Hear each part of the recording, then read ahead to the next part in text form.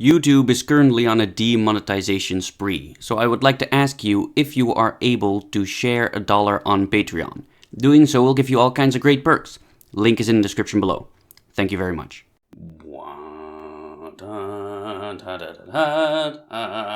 I don't know why I'm singing Star Wars, this makes no sense. Greetings, traveler, I'm SnapJelly, and do you like ninja? Do you want to know what it was like to be a ninja? Well, do I have something for you? A book. This video is a book review, if you did read that yet in the title. I've never done a book review before, so I don't know how well this is gonna go. It's my first time, so please be gentle, senpai. But Anthony Cummins from the YouTube channel, Anthony Cummins, a link in the description, was kind enough to send me this to review. And honestly, I gotta apologize to Anthony because this video is long overdue. Like, I've had this book for quite a while, and I don't know everything that got in the way of me making this video, but I promised, and here it is, better late than never. I'm sorry, Anthony, it took a while. I will leave a link in the description to where you can buy this book if you want to, if you like this kind of stuff, and honestly, I highly recommend that you do, because I do honestly like this book. So there he is, Anthony Cummins, beautiful man. Alright, so the book is 190 pages long in total, and it goes over various different Japanese scrolls of all different kinds. Okay, first, what I want to say is that finding Japanese translations of things is incredibly difficult. I have a lot of trouble finding good English translated sources of Japanese stuff, and that is largely to do with the fact that in many cases Japanese can't be directly translated to English because the language has a different structure. So what you're reading, if you can find something, it's always kind of the interpretation of the translator, and I will talk a little bit more about that in a while. But what this book has done, right here at the front somewhere, right here, it says, for example, the measurements. All measurements are given in their original Japanese forms, such as shaku, sun, and bu. The Western equivalents are easily obtained, and a reduced table is given below. So here you see, if you can read it, I don't know, whatever. One shaku is 30 centimeters, one sun is 3 centimeters, a bu is 3 millimeters, and so on. Right down here it says things like, no tsutai has been translated to tradition of, no koto, the art of, no jutsu, skill of, things like that. Those kinds of things make finding good Japanese sources incredibly difficult because translations can be wonky. But this book, right here in the back, it says everything, the English translation and the Japanese ones. And there's just a whole bunch of them right here. It says, for example, oopsie daisy, the traditions of writing a series of fake letters. And then right next to it, it says the original Japanese text that they translated to that. Or, just got a bunch of important points concerning the bedroom. It has nothing to do with that, but it sounds very exciting. Anyway, if there is something in this book that you want to know more about, then you can just go to the back, see how they translated it literally, specifically, and go and search for that yourself. And that is honestly something that I really, really appreciate, because that is something that bugs me. It just always bugs me when I read translated sources of languages that I know fairly little of. It is, I always just have to go on the word of what the translator says, and I hate that. I always want to source check, go to the original one, but I don't speak Japanese, so I can't. So this does allow me to, go into, to look for more details and go into more detail about certain things that I am specifically interested in, and I really appreciate that. Now, talking about the content of the book, it is not per se a book that deals with combat. It more or less deals with normal stuff, like life stuff. It has a bunch of traditions, like spiritual hunky-dory that honestly I'm not really into, so I'm probably not the best person to ask about that, but it has a lot of practical stuff as well that I really, really like, and I want to read a few for you. Probably should have written down what page it was on. Look at this. The tradition of no sword. He, the shinobi, is normally presented to the lord in person and has the opportunity to talk in close proximity. As the saying goes, directly from the mouth to the ear. It is expected that at such time, the shinobi will not be allowed to wear a sword. However, he might hide a stabbing blade in his clothes, or he may snatch the sword that the lord is wearing on his waist with the intent to kill him. Therefore, you should never let your guard down and always remain vigilant. Even if it is the case that the agent has been acting as a completely faithful and single-minded retainer, you should not fail to take proper care and assume that he may have an ill intent towards your lord and try to kill him. See, the book is written very well in the sense that the sentences flow, right? And I think that it has kind of been Englishified, so to speak, which is a little bit different in case, because as far as I understand it, correct me if I'm wrong, Anthony, but as far as I understand it, it says right here, by Anthony Cummins and Yoshie Minami, right? And as far as I understand it, Yoshie is the main translator, and Anthony goes through the translations and makes it so that they sound smooth and are easy to read. And that honestly does make the book very easy to read. I understand that he did it, and honestly I would do the same. Because the entire book just flows, but it does make some things kind of difficult, because in a way, you know what I said before about the translation thing, in this case, it's been to 2 layers of translation, and when you get stuff like, where was it? When you get stuff like this, right here, the principle of double showing. You should continue to give your spies twice or even 3 times the amount of money that the enemy would bribe them with. If this is done, your spies will not take the risk of allying themselves with the enemy for the sum of, say, 100 pieces of gold. And then next to gold, it says a very small 59. I don't know if you can read that.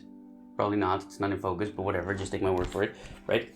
Then you go to the back, at page 63, it states the notes of this scroll. Right here, a bunch of notes, and then you look at the little 59, right here, and it says, Rio, right? Then you go to the beginning of the book, all the way to the beginning, to the measurements. Where are they? Somewhere over here. Here they are. And it says that 1 Rio is 15 grams. So this text right here that I lost again, god damn it. This text speaks of 100 pieces of gold that are each 15 grams. But that's not all, because it says, say, sum of 100 pieces of gold, but instead they will choose to serve you for the amount of 200 or 300 pieces of gold. So 300 pieces of gold that are each 15 grams, that is a lot of gold, right? So I just checked right now, and 100 pieces of 15 grams of gold today would be roughly equivalent to $60,000. Well, that's a lot of money. And well, rightfully so, because being a spy or an assassin or whatever is dangerous work. But I don't know the standards of living in Japan at this time, right? I understand that the shinobi or the ninja, right, that they would be paid a lot for their dangerous work. But what I don't know is, because it says, because the words that you used, with the enemy for the sum of, say, 100 pieces of gold, that's literally what it says. I don't know if the 100 pieces of gold is literally what was in the original translated text, or if that is something, if that's like an Englishified version of it. I don't know if 100 to 300 pieces of gold is a correct amount of money that you would pay a shinobi, and that's something that personally I think is important. And I granted, most people probably don't give 2 shits about this, but it's just for me, right? Because, you know, if you want to know what life was like back then, you need to look at the details, you know, the truth lies in the details. And, you know, stuff like that makes translations always difficult. And, you know, this is just an example. It's a small thing that in the end it doesn't really matter, you can gloss over it. But Anthony, I would like to know, if you watch this, please tell me, was that literally what the text said? Was it specifically 100 to 300 pieces is that a number that you came up with yourself? Right? Because, you know, it doesn't matter, like, what the text says, you know, doesn't change if you know the specific amount that you would pay a shinobi. But it is quite important information, I think, right? Just to get a grasp of what it was like to be a shinobi. Anyway, I'm continuing on about this way too long. I think you get the point. Anyway, most of the book is made up out of quite small segments like this, right? And I appreciate that because it doesn't waste your time. There's no useless information. It's just, if you want to know a specific thing, you look here, the art of how to choose people, and it is this much text. Right there, nothing more. No added hunk that you don't want to know, because that's also the thing that you see a lot when you research a specific thing. Then the thing that you wanted to know is this big, and all of the other text that you read is just unimportant. And this book doesn't do that, and I really appreciate that.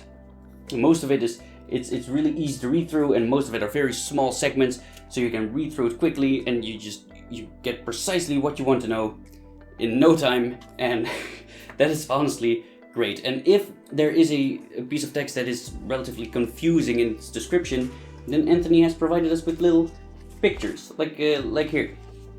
Let me read it to you. If you jump from a high to a lower place, you should have the feeling as if you were going to jump again. Do this at a short height above the ground. This makes you land without much noise or any blunders. So, what you take from that is, as you land, you should kind of give in with your legs, right? To reduce the impact. Middle tradition. Wear something such as a Tobiguchi capturing tool or a wooden staff in the same way as you would wear a sword at your waist, but with about 1 shaku, that's 30 centimeters, of it coming out above your obi belt. Jump down holding the end tightly to your breast so that it will hit the ground first and reduce the impact.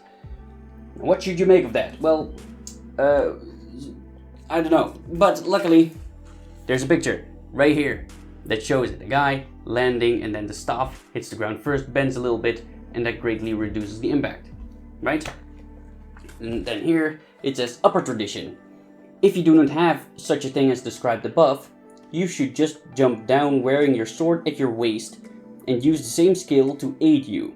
You should cover the end of your sword scabbard with metal, right? So if you do not have a staff, it says it right here, as you jump down, right? You use your sword, let your sword hit the ground, cover the end with metal so that it doesn't hurt and damage the scabbard, right? Let the sword hit the ground to reduce the impact and roll on. That's honestly, that kind of stuff is just, that's really interesting to me. This is just fascinating. And there's some other stuff. This one has got to be my favorite. It's so simplistic, but how to protect yourself from the cold. Lower tradition.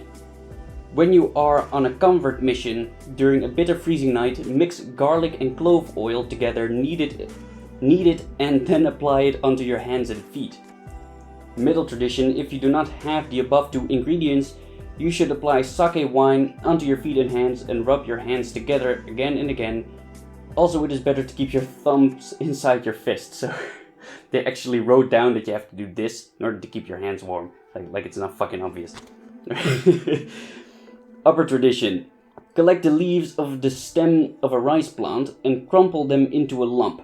Carry it with you in your fist so it will warm you greatly. Like, stuff like that is so freaking fascinating. Right, it's so simplistic, but I love it. The art of not shooting an arrow if you are going to miss. Unless you are sure of the method of infiltration, you should not infiltrate. It is not good to infiltrate without a fair prospect of success, and to take a risk of all or nothing. The tradition of letter in the fire. Seal a letter with gunpowder rolled within it. As soon as you put the letter into a fire, it will burst into flames immediately. If a normal letter is thrown into the fire, it will take a while to destroy. You know, stuff like that is just... It's short, it is simple, and I love it. There's also a bunch of weird stuff. Like, let me see if I can find one. Here, this is a really weird one. On the 5th day of the 5th month, Take the liver of a black dog, which has no white hair, dry it in the shade until the 17th day of the 8th month. Trace the Sanskrit below on the liver 3 times a day during the drying period, then grind it and wrap it in 7 layers of gold brocade and carry it with you. Weird stuff. Take the liver of a live otter, and then take the skin of a mouse, dry both of them in the shade and grind and mix the same amount of the two together. Blow it towards the enemy when you wish to hide. That's I don't know what to make of that, honestly.